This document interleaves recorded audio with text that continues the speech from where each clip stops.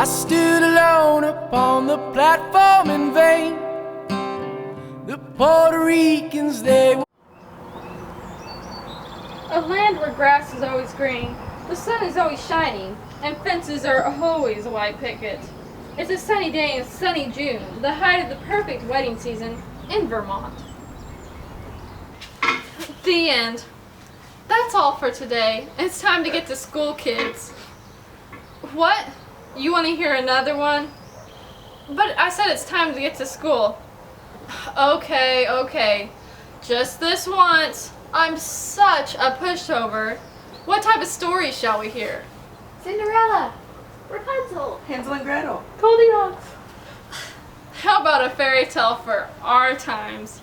A field of dreams fenced by a white picket fence? A story of a young man and a young woman we all hope to be someday. Too bad, because that's what you're getting. Once upon a time, there was a young woman, pretty as a sunny day in June. A young man stood by her side, smart as a whip and handsome as a polo horse. They met in high school and fell in love on a merry day in May. Before long, the young man dropped to his knees, pulled a ring from his pocket, and won the young woman's hand in marriage. Excuse... Moving right along, with the blessings of their compatible... Miss Storyteller. Excuse me a moment? Yes. What is it? We didn't exactly meet in high school. We met in a bar. and we dated on and off for years while she experimented with foreigners. How nice. Well, for our purposes, let's just say you met in high school, shall we? So, back to the story. With the blessings of their compatible families, the young man and woman were to be bride and groom. Wait a minute. As I recall, you kept breaking it off. What? Yeah, then you'd want me back the minute I had a new boyfriend. You certainly didn't waste any time running into the first guy who had an accent. Shh. Don't argue in front of the impressionable youngsters. The bride soon set in on wedding preparations. I never realized you were a racist. I'm not. I'm fine with the fact you slept with Asian guys. You're assuming that racism automatically refers to Asians. Isn't that a form of racism itself? Ma'am, sir, pour me those vouchers so I can return to the story. Thank you. By all means, don't let anything small like our issues get in the way of your story. Look, will you just play along? The children will have ample opportunity to be disillusioned later, so let's just have a nice early morning story, okay? Okay. As I was saying, the preparations, they were to be married in a beautiful church. Drive-through chapel at Vegas. Followed by an elegant reception at the Old Inn in Vermont. Back room in the Stardust Lounge. The bride put Martha Stewart to shame, as the evening was designed to every last detail.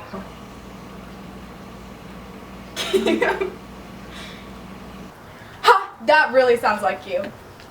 From the linen napkins to the centerpieces of purple freesia and Italian ruscus. I think he was invited to someone else's wedding. And why is she assuming the bride always has the taste? Does it ever occur to anyone that the groom might want to participate? I worked my way through law school as a floral designer. That's how I know freesia is all wrong for the centerpiece, except maybe as an accent flower. You were a floral designer? You need to base your arrangement on a more substantial bloom, like a lily or an orchid. Brad, is there anything you want to tell me? Actually, there is something I want to tell these youngsters so they can go to school. The story! Well, huffy huff huff. So, they had their flawless reception for 300 guests at a turn of the century inn in Vermont. You know, we're not from Vermont. We've never even been to Vermont. At which they had a delightful time. What do you mean, is there something I want to tell you? Immediately following the splendid reception, I mean, is there something you haven't been honest with me about? Like what? the bride, at the tender age of 24, She's not even close to 24. just wait a minute here, Buster Brown, whose story is this? Ours. Wrong. This is a fairy tale, and I'm going for prototypes. But I'm 35. In this story, you're 24. The average American woman gets married at 24. How old does that make him? 27. Why? How old is he really? I'm the one that's 24. Isn't that a little young to be getting married? How come 24 is okay for me, but not for him? You're the woman. You're supposed to be younger. Jesus! Now, before I was interrupted, for the umpteenth time, boys and girls, as I was saying, after the reception, the 24-year-old bride and the 27-year-old groom was whisked away in a horse-drawn carriage by her 27-year-old Prince Charming. Whisked away where? I don't know, to the airport. The airport of Vermont? There's one in Burlington and one in Montpelier. How did you know that? I majored in geography. You did? So, Mrs. Fancy Pants, which was it? The one where you caught your flight to Hawaii for your honeymoon. The whole fairy tale is completely out of hand. Anyone knows there's no flight from Vermont to Hawaii. You have to fly through Logan or LAX or both. And anyway, I highly doubt they let the horses in the terminal. Oh, for God's sake. What's the big deal in telling the children a nice little story? No one's life turned out like that. How many of those kids will live up to your version of the story? None. They can't. It's too much pressure. It's like why Catholic women are all messed up. You can't be a virgin and be a mother. And Brad, I probably shouldn't have married you to begin with. Shayna, how can you say that? You're probably gay. What? Oh, come on. How many straight male floor designers do you know? That's what you thought I needed to be honest about? You didn't even know I majored in geography. Listen, if we're talking averages here, most people don't get married in Vermont. They get married in their one-horse hometowns that have Walmart and bad zoning. What's wrong with that? Nothing. That's my point. Most people do get married in their hometowns. Most people cheat on their spouses or end up in counseling and sell everything they own to get into a lousy nursing home. Put that in your fairy tale and smoke it. No one's smoking anything. There are children present. And God forbid we tell them what life is actually like. She's got a point there. You're opening yourself for multiple class action suits. Fine. I've had it. You want the truth, the whole truth, and nothing but the truth? The whole enchilada, the proverbial book, the hook, the line, and sinker? Well, far be it for me to give these little souls something to aspire to when they grow up. Do it. Do it. I'm warning you, it won't be pretty. I'm such a pushover. Okay, here we go.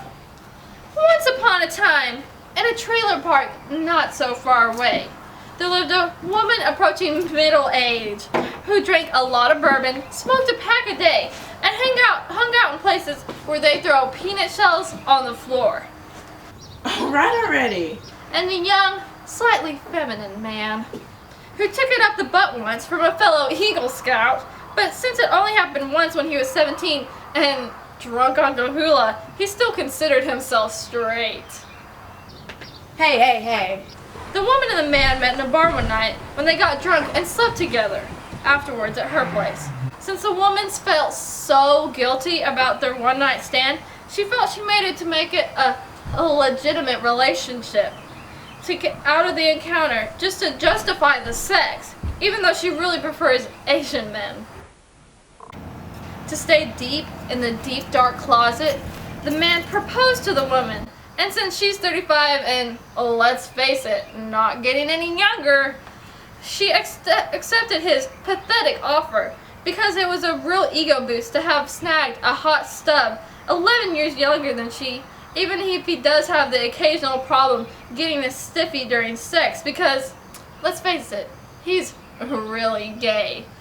Although the man offered to plan the entire wedding with his best friend, Steve, the bride refused and insisted that they hire a horse-drawn carriage to take them to the airport of Vermont, from which they took 6 connecting flights to Las Vegas to get married by an Elvis impersonator.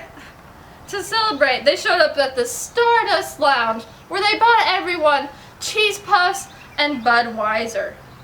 When they arrived back home in Weehawken, New Jersey, the groom, unable to suppress his inner self a moment longer, took up with a drag queen from Soho, and the bride, realizing that she would never be able to be a mother, consoled herself with vodka and Xanax, and died of a somewhat accidental overdose. 3 years later, the groom, now 27, took up wearing cowboy hats and chaps, and made the unfortunate mistake of traveling to Wyoming on a business trip, where he was ended up dragged to death by a 4x4 with a bunch of rednecks who were homophobic. The drag queen wrote a show about them, in which he played all 3 of them, and wrote a show in which won a Genius Grant and landed his own talk show in New York City. I bid you all good day, and I hope you take that story to heart. Well, Miss Storyteller, wait, you don't. it's okay. You don't have You to. don't have to tell that other version.